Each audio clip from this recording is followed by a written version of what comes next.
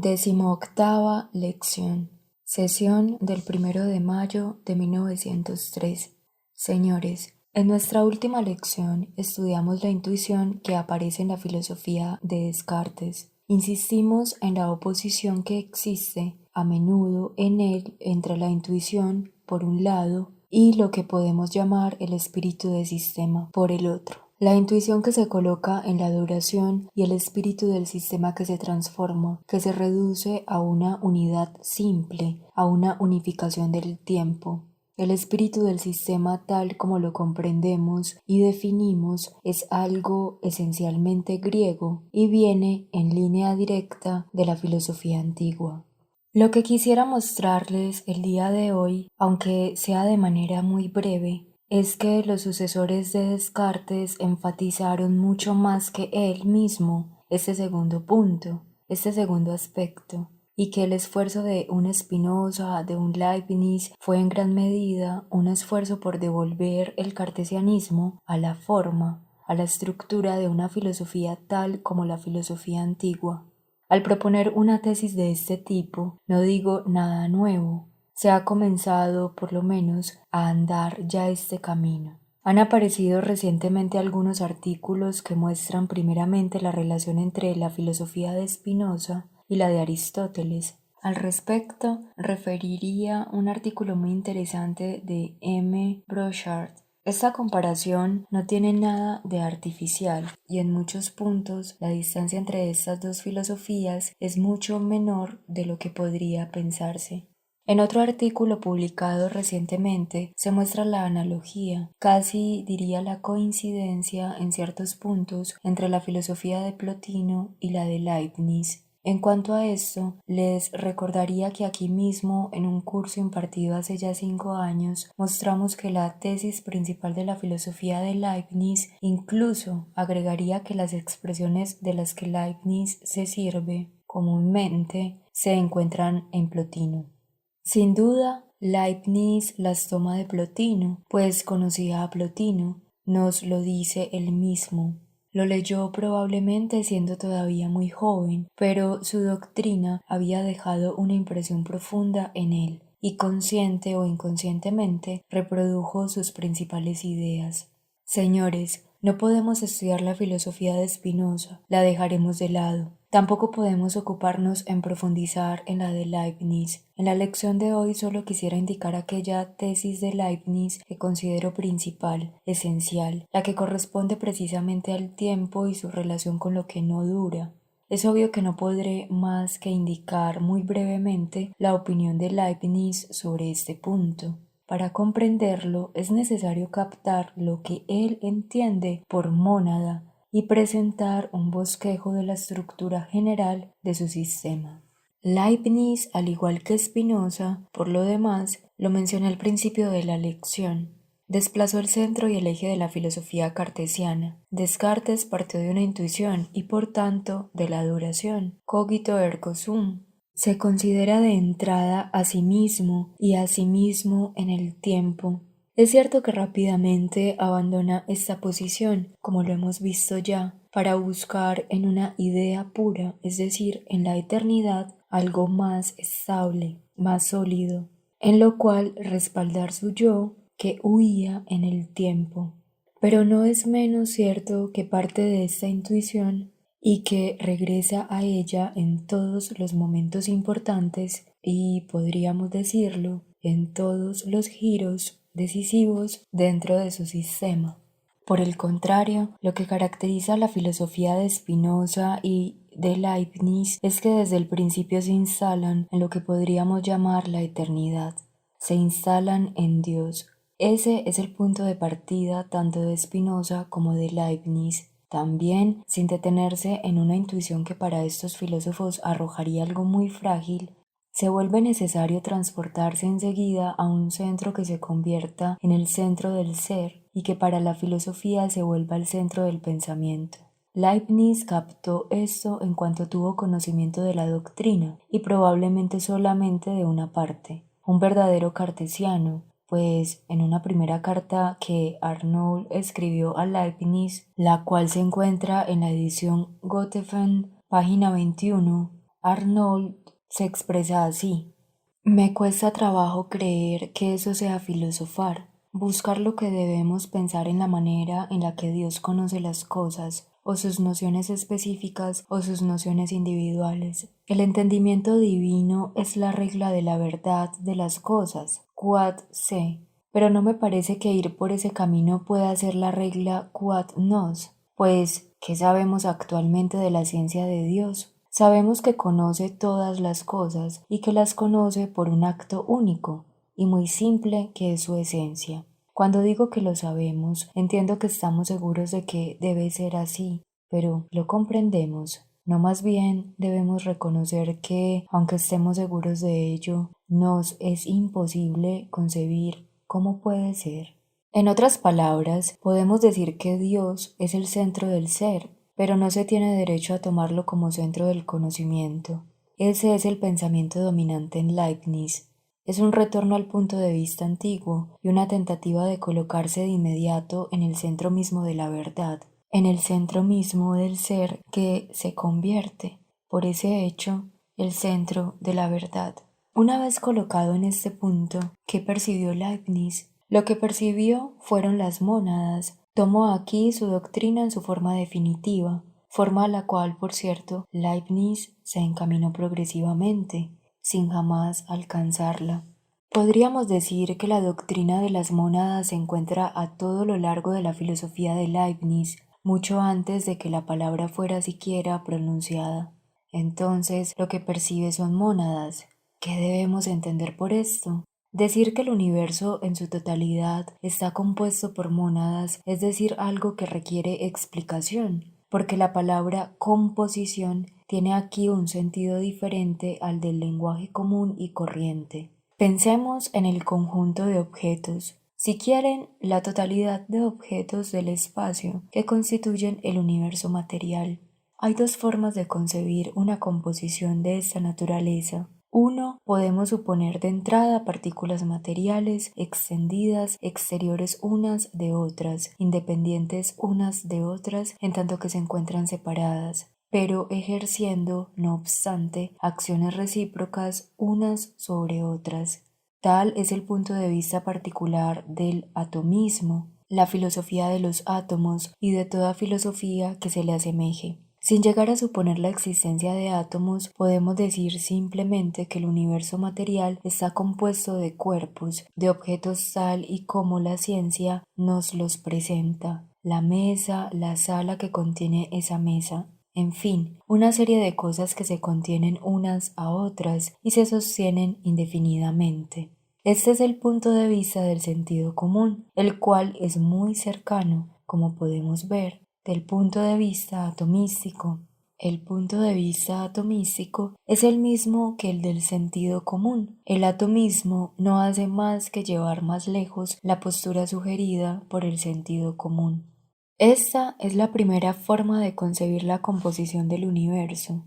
Hay una segunda forma, precisamente la de Leibniz. Es mucho más difícil de concebir, es mucho más difícil llegar a esta forma de concebir las cosas, pero una vez ahí, esta forma parece tan natural como la otra. He aquí en lo que consiste. Supongamos que desde un punto cualquiera del universo tomamos una visión del conjunto, quiero decir una visión fotográfica, una visión como la que tomaría una cámara fotográfica. Es necesario suponer efectivamente que esta visión es de tamaño natural. También habrá que suponerla a color, pues estamos hablando del universo mismo. Pueden concebirla también estereoscópica, es decir, tal como la vemos a través de un estereoscopio, dándole relieve a las cosas. ¿Cómo se diferenciaría esta visión fotográfica del universo visual tal cual es en realidad? Habrá una diferencia fundamental, por cierto, la única diferencia, y es que esta fotografía de tamaño natural, a color, estereoscópica, me da los objetos tal como aparecen desde un punto de vista, pero desde un punto de vista solamente.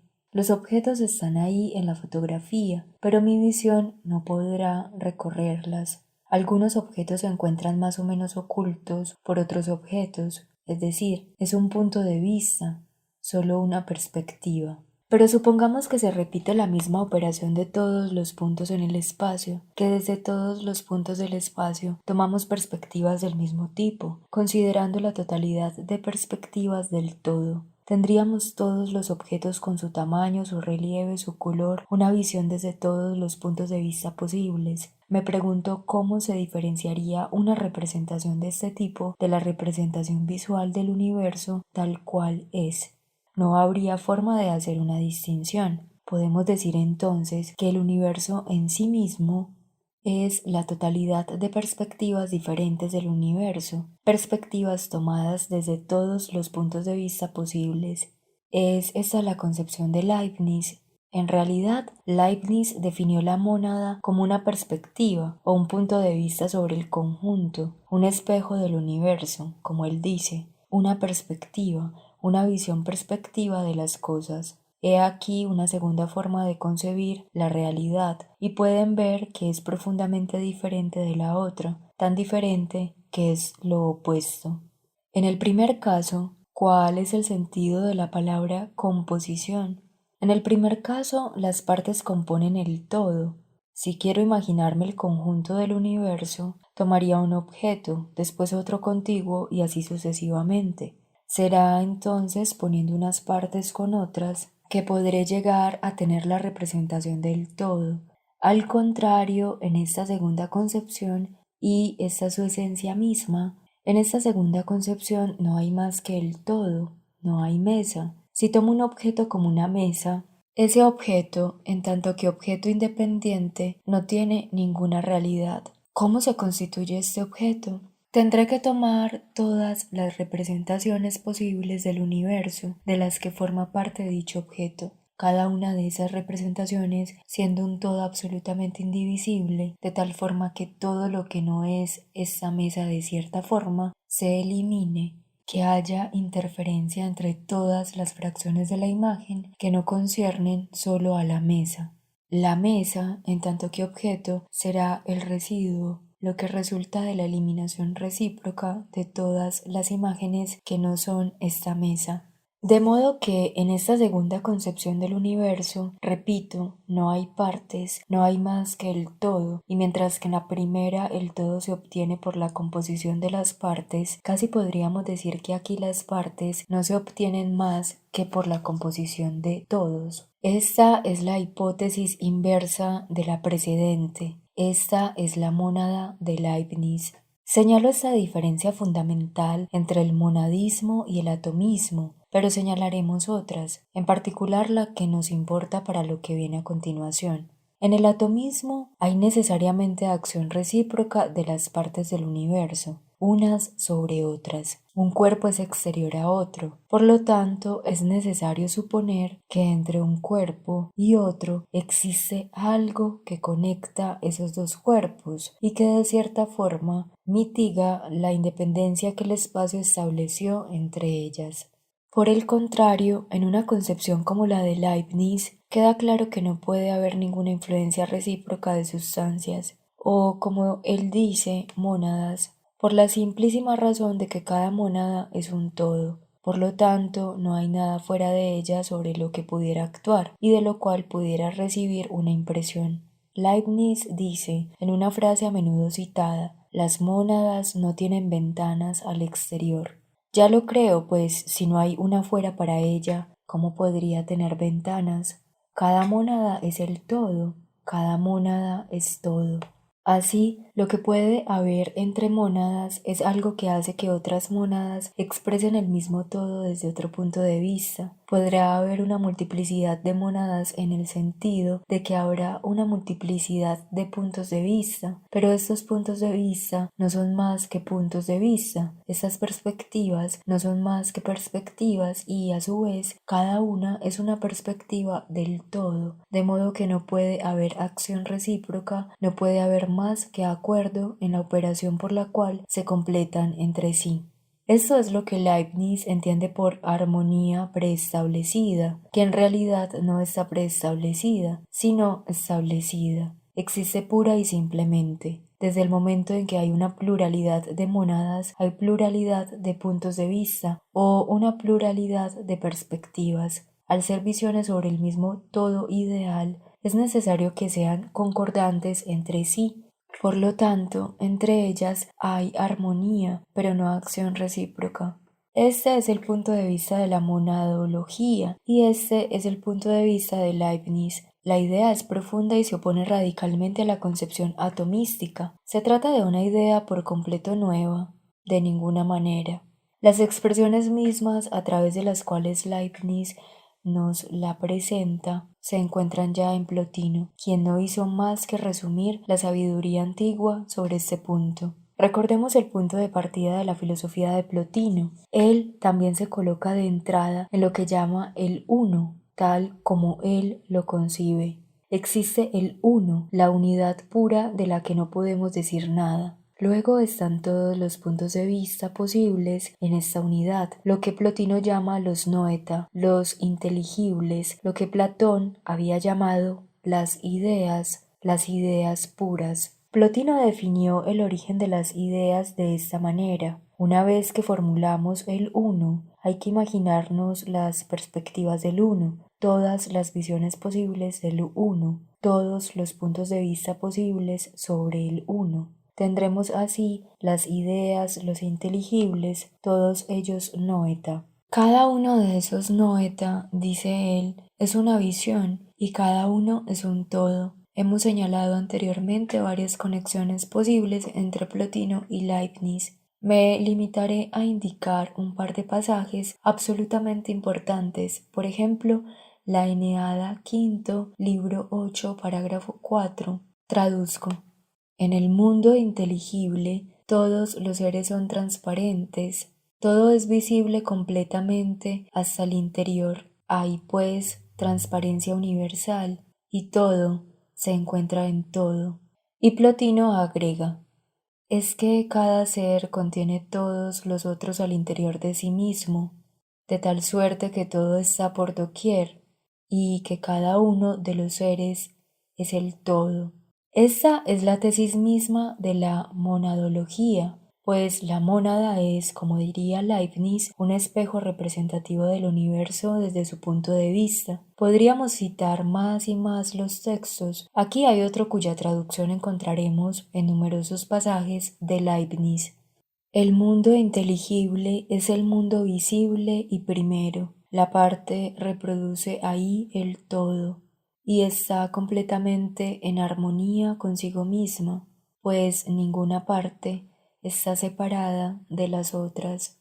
Además, Plotino nos dirá, y esa es la consecuencia de la tesis que acabamos de exponer, que cada uno de los inteligibles está absolutamente encerrado en sí mismo, y sin embargo todo ocurre como si se comunicara con todos los demás, porque es representativo de otros. En Plotino encontramos también, en efecto, la armonía preestablecida. O mejor dicho, puesto que no está la expresión tal cual, como diría Plotino, la conspiración universal. No podemos creer, señores, que se trata de una simple coincidencia entre Plotino y Leibniz. Como les decía hace un momento, sabemos que Leibniz leyó a Plotino en su juventud.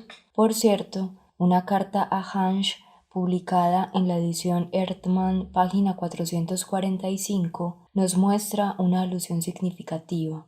Toda alma, como bien lo observa Plotino, contiene en sí el mundo inteligible. Es cierto que en este texto Leibniz habla del alma y no de lo inteligible, pero hay que recordar que para Plotino el alma, en tanto que se conoce a sí misma, forma parte de lo inteligible. No es la psique, sino el noeton, cuya alma es la psique, lo que es verdaderamente capaz de conocerse. Todo esto confirma que Leibniz tomó prestado de Plotino lo mejor de su doctrina. El parecido es evidente. Sin embargo, digámoslo de una vez, existe una diferencia fundamental. De entrada, incluso considerando el punto de partida de Leibniz, considerando el núcleo de su sistema, y si todo sumado tomamos la intuición en la que Leibniz se instala, como se había instalado también Plotino, hay que decir que no es la misma inspiración y que no se trata en lo absoluto de lo mismo en ambos casos. El Dios de Plotino es un Dios que verdaderamente engendra las cosas. Hemos identificado todas las expresiones de las que se sirve Plotino para caracterizar esta operación. Hay una a la que vuelve con frecuencia. Se trata de la comparación con un foco de luz. Dios es el foco y todo lo demás son los rayos. Lo que explica la operación divina es entonces una irradiación. Por lo tanto, hay que plantear al foco primeramente como una realidad e incluso, dice Plotino, como más que una realidad, es más que real, más que un ser. En todo caso, si eliminamos ese foco, no queda nada más. Es lo mismo para Leibniz. En apariencia podría ser. Leibniz nos habla de la fulguración por la cual Dios produce las mónadas, pero nunca explica la naturaleza de dicha fulguración. Y esa no tiene ningún papel importante en su sistema. Incluso podríamos decir que no tiene ninguno. La verdad es que, ya lo habíamos dicho, en la doctrina de Leibniz la idea de Dios no es tan importante, tan esencial como se creería en principio. No es esencial excepto cuando hay muchas mónadas. Si no hubiera más que una, después de todo tal cosa sería posible, Dios no sería necesario. Esta es la teología de Leibniz, la idea de Dios no es necesaria. Podría no haber más que una mónada, y de hecho Leibniz no dice en ninguna parte que pudiera haber más de una. Si hay más de una, entonces hay una infinidad. Desde el momento en que hay más de una, que hay una infinidad, que existen en efecto todas las perspectivas posibles y todas ellas se corresponden a es necesario un conjunto de realidad del cual las mónadas sean posturas respectivas. Ese todo real es Dios tal como Leibniz nos lo representa. Pero, como lo ha dicho con mucha profundidad, secretan en su filosofía de la libertad, donde va, por cierto, bastante lejos, al punto de la exageración. El Dios de Leibniz no es más que un ideal, no es real, es el todo ideal del que las mónadas son perspectivas, tantas como se pueda tomar realmente. Digo que aquí hay una exageración porque el todo es, en Leibniz, una realidad en sí misma desde el momento en el que hay acuerdo, armonía preestablecida entre las mónadas. Leibniz nos revela el verdadero fondo de su pensamiento en esta frase, citada a menudo. Dios es la armonía preestablecida. En otras palabras, el recurso a la divinidad en Leibniz es sobre todo eso, es lo que explica la correspondencia entre las mónadas, o más bien, lo que es lo mismo, lo que explica que haya una pluralidad de mónadas que se completan entre sí. Es decir, no se podría decir que Dios sea esencialmente productor y generador del ser en ese sistema. Esta es una primera diferencia. Decíamos que, consecuentemente, hay una segunda diferencia, y que esa es la que sobre todo nos importa desde el punto de vista del estudio del tiempo al que queremos llegar. Esta diferencia es la siguiente. Mientras que los filósofos antiguos constituyeron su mundo inteligible, su mundo de las ideas, su mundo de noeta, como ustedes recordarán, aún les queda algo por hacer para pasar al mundo real, sensible, del espacio. Vimos que para ellos el mundo sensible es una especie de reducción y un debilitamiento del mundo inteligible. Esto vale para Platón, ya que abajo del mundo de las ideas está para él el mundo de las cosas, al cual penetra el alma universal. Esto vale también para Aristóteles, pues si bien en él la idea o la forma es inmanente a la cosa, no es menos cierto que lo que corresponde al mundo platónico de las ideas es Dios, el pensamiento del pensamiento, la totalidad de las ideas, de los inteligibles concentrados en un inteligible único. Y bien, una vez habiendo planteado a Dios, para que el mundo exista es preciso que haya una disminución, una distensión de la potencia divina. Esta disminución es el mundo extendido en el espacio. Esto es lo que hemos intentado mostrar. Es muy claro. Se encuentra explícito en Plotino, pues cuando Plotino había postulado su primera y segunda hipóstasis, Dios y lo inteligible, le es preciso suponer una tercera para obtener el universo sensible del espacio, el alma universal con el mundo que está ahí contenido. ¿Es igual para Leibniz? Ah, no. He ahí la influencia del cartesianismo. En Leibniz Aquí nos encontramos ya con la teoría del tiempo, puesto que llegamos a la del espacio y estas dos teorías se cruzan. Para pasar de la mónada, es decir, de lo inteligible, al espacio y al mundo sensible, no hay nada nuevo que crear, nada nuevo que hacer. Leibniz nos dice, en una expresión citada con frecuencia, que el espacio no es más que un orden de coexistencia. ¿Qué entiende por esto? Se trata de una expresión a menudo citada, pero sin explicarse ni interpretarse a fondo. ¿Qué entiende él por un orden de coexistencia? Es claro que si no hubiera más que una mónada, no habría espacio. La mónada es algo no extendido. Una mónada es una visión del todo, una visión absolutamente simple e indivisible. Es una perspectiva, pero hay una infinidad de mónadas, hay una infinidad de perspectivas del todo.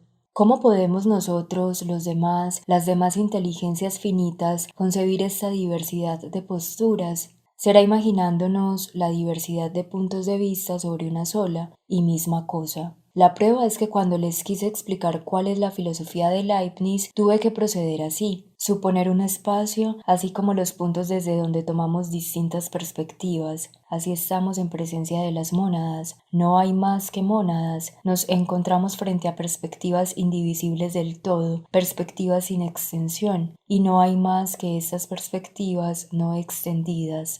Pero si queremos concebir la pluralidad y el acuerdo, imaginaremos una especie de medio homogéneo y, en él, tantos puntos de vista como queramos. De cada uno de ellos imaginaremos la posibilidad de tomar una perspectiva y, en tanto que la realidad es la totalidad de las mónadas, podremos decir que la realidad es un conjunto de perspectivas del todo, tomadas desde todos los puntos de vista. Para tener puntos de vista habrá que suponer puntos. Desde el momento en que tenemos puntos, tenemos un orden de posiciones, tenemos posiciones. En cuanto tenemos posiciones, tenemos un espacio, y así, he aquí el espacio. En realidad, no hay más que perspectivas, pero no podemos concebir la diversidad de perspectivas más que a través de la diversidad de puntos de vista. Repito. Si hay puntos, entonces hay posiciones, es decir, hay un espacio, pero este espacio será un mero símbolo, será algo humano, puramente humano. Nosotros, las demás inteligencias imperfectas, nos forjaremos posiciones en el espacio, las cuales no serán más que suposiciones para dar realidad a la relación que existe entre todas las mónadas y para acercarlas entre sí, considerándolas como distintos puntos de vista. A esto se refería Leibniz cuando decía, el espacio no es más que un orden de coexistencia. Tendríamos una verdadera tautología, una petición de principio, si entendiéramos las cosas de otra forma. Agrega o al menos sugiere en varios pasajes que el espacio no es más que una percepción confusa, es decir, humana. Para un ser que viera las cosas tal como son en realidad, no habría espacio. El espacio se desvanecería. El espacio es una representación simbólica por la cual estamos obligados a pasar provisionalmente cuando queremos concebir la coexistencia, el acuerdo entre las mónadas. Es por eso que Leibniz dice, un orden de coexistencia. No se trata solo de una coexistencia, sino de un orden, es decir, de cierto acuerdo entre las mónadas. Esto es el espacio en la filosofía de Leibniz. Vean la importante consecuencia que de aquí se deriva. No hay necesidad de distinguir el mundo real, el mundo de la experiencia, del mundo inteligible, pues es la misma cosa. El mundo real, sensible, el que concierne a los sentidos, es el mundo inteligible percibido confusamente a través de una nube, la nube del espacio. Si estamos afuera de la nube, lo percibimos de cierto color, percibimos una masa de color. Cuando escalamos la montaña y nos encontramos en la nube misma, no vemos nada más, no hay más que pequeñas gotas. Eso es lo que dice Leibniz. El espacio es esa nube. Cuando nos situamos en la realidad, si nos colocamos en la sustancia misma, no hay más que realidades sin extensión, no hay más que mónadas. Pero el espacio no es más que un orden de coexistencia, y Leibniz agrega posible. Si no me equivoco, dice en alguna parte que se trata de un conjunto de posibilidades. Todo esto describe bien el pensamiento de Leibniz. Hay una diferencia fundamental entre Leibniz y los antiguos, pero esta diferencia se explica naturalmente por la influencia del cartesianismo o, de forma más general, por la ciencia tal como existía después de Galileo. La ciencia de los modernos, la ciencia tal y como fue entendida por Descartes, difiere justamente de la ciencia de los antiguos, en que no tiene que ver con categorías o tipos, con ideas generales suprasensibles, sino con realidades. La ciencia percibe lo que viene dado por la experiencia misma.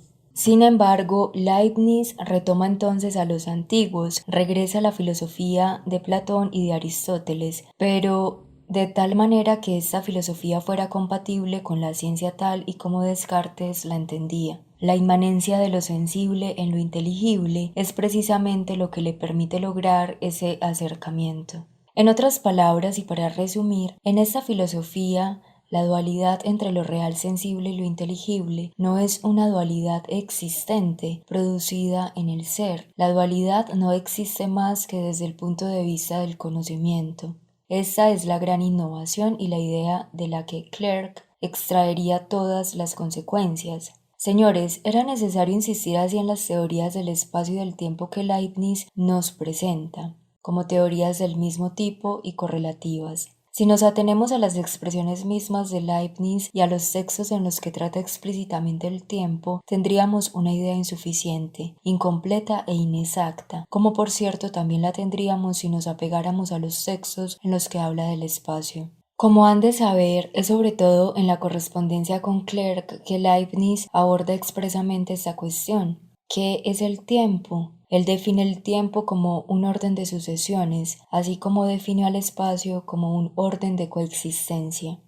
Esta es la definición que encontramos en la correspondencia con Clerk y en la réplica a las objeciones de Bayle, página 189. La extensión es el orden de coexistencias posibles, como el tiempo es el orden de posibilidades inconstantes. Así pues, el tiempo es un orden.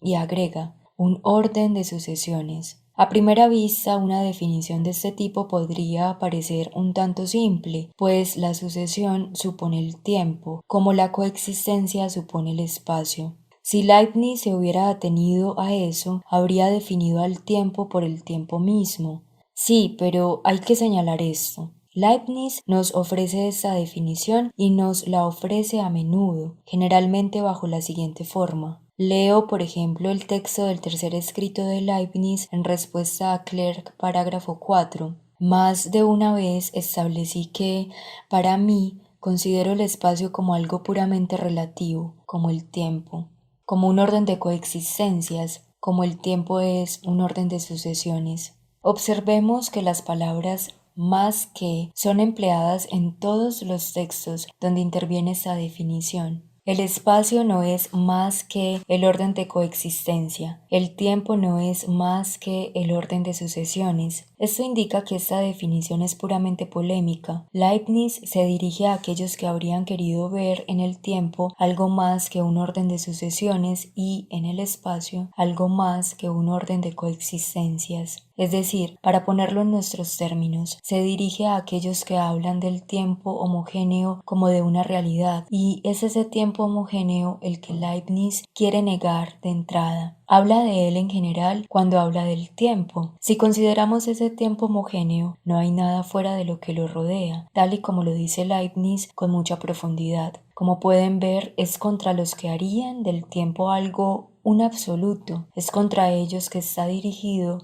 este argumento. En toda la correspondencia con Clerk, Leibniz se expresa de la misma manera. El texto más importante se encuentra tal vez en el quinto escrito de Leibniz en respuesta a Clerk. Se objeta que el tiempo no podría ser un orden de cosas sucesivas, porque la cantidad de tiempo no puede devenir más grande o más pequeña, y el orden de sucesiones seguir siendo el mismo.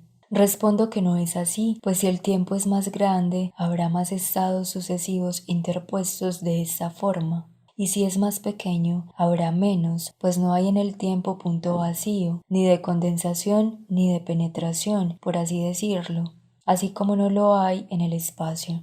Entonces, a decir verdad, la correspondencia con Clerk, cualquier parte de la obra de Leibniz, de las que se cita generalmente cuando se trata de la teoría del tiempo y la del espacio, esta correspondencia no nos informa verdaderamente sobre el pensamiento de Leibniz en relación con el tiempo, ni el espacio. La exposición de Leibniz en la correspondencia es puramente polémica, se coloca en el punto de vista de sus adversarios, en el punto de vista del sentido común, considera la noción de tiempo que sus adversarios consideran y establece que ese tiempo es algo puramente relativo y nada más que un orden de sucesiones, así como lo dice él. Si queremos acercarnos al pensamiento de Leibniz sobre la duración, sobre la sucesión, es preciso tomar otras partes de su obra y en particular su discurso de la metafísica, así como la correspondencia con Arnold y el conde de Hesse-Rheinfels, que fue publicada con el discurso de la metafísica por Grotefend. En ese discurso hay un pasaje importante en torno al cual parece haber girado toda la filosofía de Leibniz. Me refiero al pasaje en donde dice lo siguiente, parágrafo 13.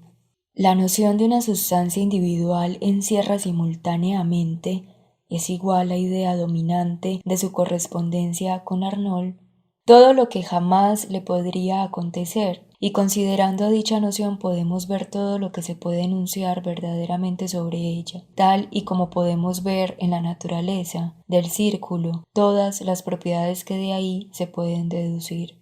Y más adelante, si alguien fuera capaz de lograr la demostración en virtud de la que podría probarse la conexión entre el sujeto César y el predicado su empresa exitosa, sería preciso ver, en efecto, que la dictadura futura de César tiene fundamento en su noción o naturaleza, que hay ahí una razón por la cual decidió cruzar el Rubicón en lugar de detenerse y por la cual ganó la batalla de Farsalia en lugar de perderla.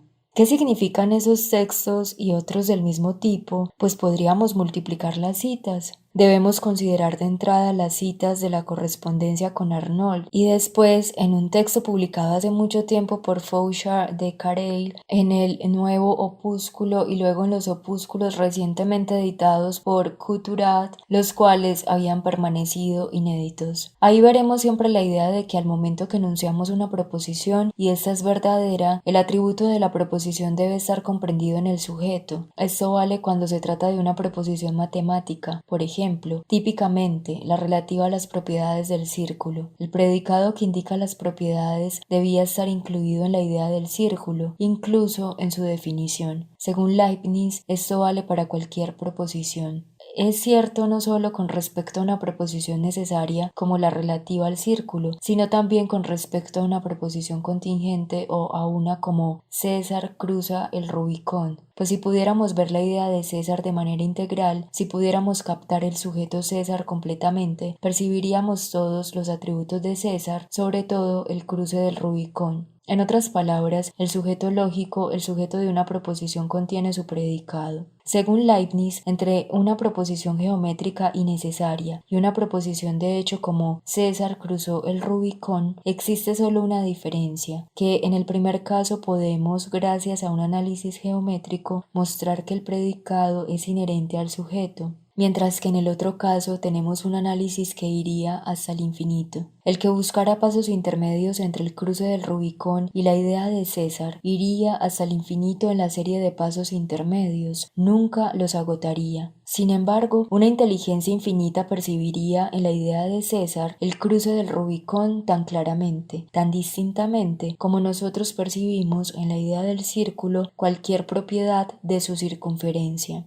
Esta es la idea anunciada por Leibniz en los textos que acabamos de mencionar. ¿Qué significa esta tesis? Significa que el tiempo, que la duración no es una realidad, que la duración no es más real que la extensión. Si tomo la proposición relativa a la circunferencia y busco los puntos intermedios entre el sujeto, es decir, la idea del círculo, y el atributo, es decir, lo que afirmé, tengo un número determinado de puntos intermedios. En otras palabras, habrá siempre un número determinado de proposiciones que me permitan comprender por qué la proposición en cuestión se vincula con la definición, y así me esfuerce poco, percibo de inmediato, en un instante, que la consecuencia está implícita en la definición.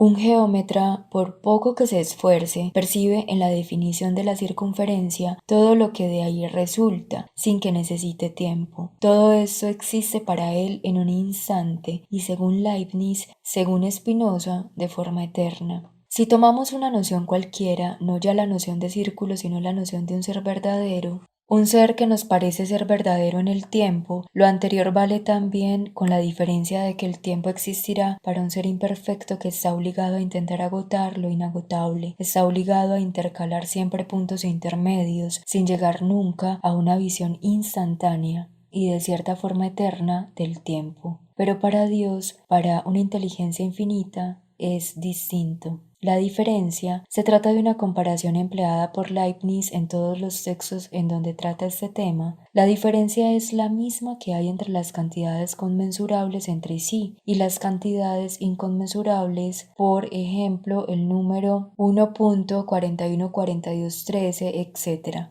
Esta es una cantidad inconmensurable. Si continuáramos indefinidamente, tendríamos siempre más decimales. ¿Qué es este número? Es la raíz de 2. Pues bien, la percepción humana es la percepción que está obligada a seguir la enumeración de decimales de lo inconmensurable, mientras que para Dios no hay más que una cosa evidente, se trata de la raíz de 2. Esta comparación se encuentra en todos los textos en los que Leibniz establece dicha distinción. Evidentemente, esta comparación es la que inspiró su teoría de la idea. Esta es la diferencia entre lo que dura y lo que no dura, lo que quiere decir que la duración, que la extensión, es una percepción confusa, es algo humano.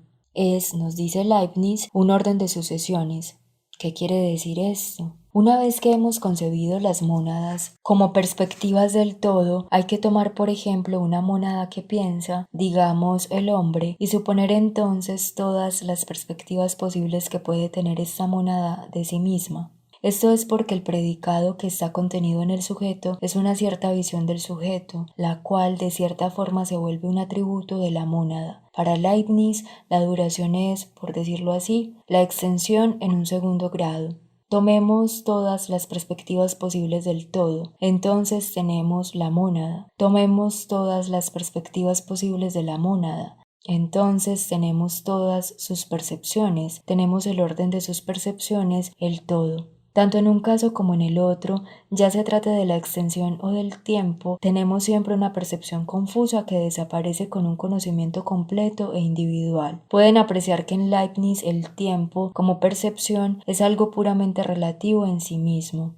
Vean también que en este punto se acerca a los antiguos, vuelve a ellos pues la duración no es para él algo absoluto, sin embargo se distingue de ellos. Siguiendo la dirección del cartesianismo, como decíamos el otro día, llegamos a hacer de la duración un absoluto, pero para Leibniz, en cierto sentido, no es un absoluto.